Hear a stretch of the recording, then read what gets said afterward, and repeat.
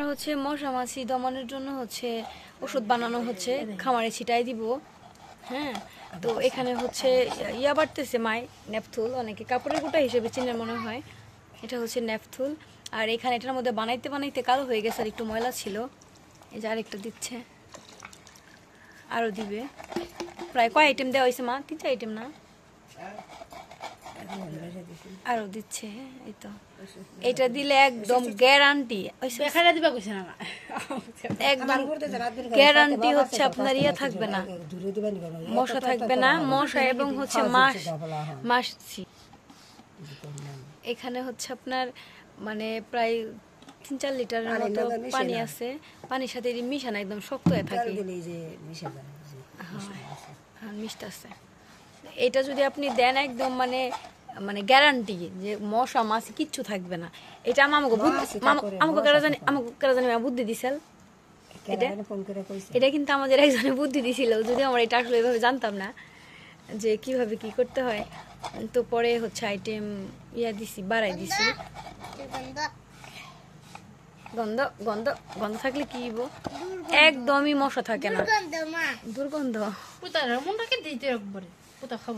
একদমই হচ্ছে আপনার মশা থাকে না। আর শরীরে যদি স্প্রে করে দেন তাহলে মাছি থাকবে না, কিন্তু এটা কিন্তু শরীরে দেই না, খামারে আশেপাশে করে দিয়ে দিব। ছিটানোর নিয়মটা একটু দেখাই দিব।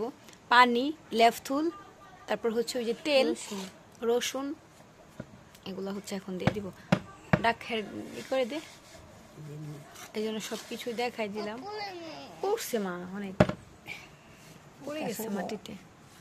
এমনই ছোট জিয়া ছিল বাটার জন্য, ওইটা বাইঙ্গা করে ফেলছে, হারাই ফেলছে। এভাবে যদি আপনি দেন তাইলে কিন্তু কোনো ইয়াই থাকবে না, বলে দিছি, কিন্তু পানি কিন্তু অবশ্যই থাকবে। খামারে কিন্তু মানে ইদানিং কিন্তু প্রচুর মশা, মানে সন্ধ্যাবেলা যে মশাগুলো আসে, এই দেখেন এই যে রক্ত খেয়ে ফেলতেছে, এই যে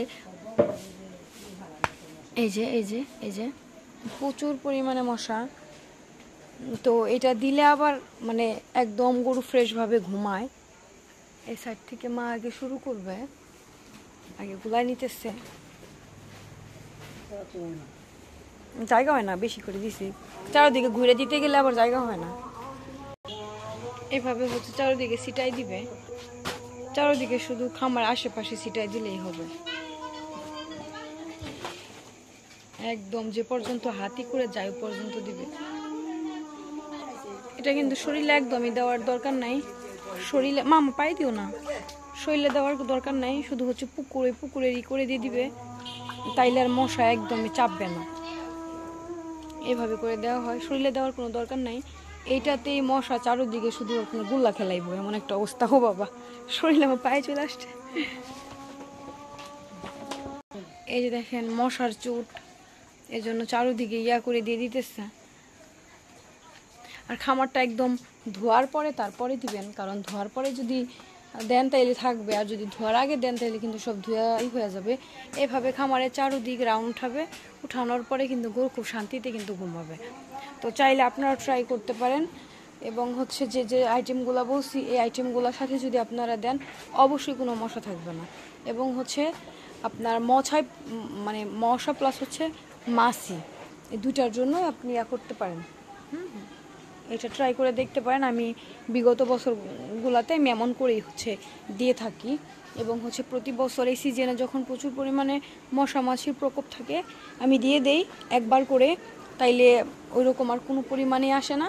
আর শুধু চারোদিকে একটু একটু শুধু কয়েলগুলো লাগাই দেই, কারণ যেহেতু মানে ওইটা দেওয়া হয়, ওইটা দেওয়ার পরে মশাগুলো প্রচুর বাড়ি খায়, যেন খামায় ঢুকতে না পারে, তার কারণে হচ্ছে দেওয়া হয়। এবং আশেপাশে যে ময়লার যে ইগুলো থাকে মানে এমনভাবে ছিটাই দিবেন যেন সব দিকে যায়, একটু দূরে চলে যায়, তাইলে ওইগুলো আর ওইভাবে আসতে পারবে না।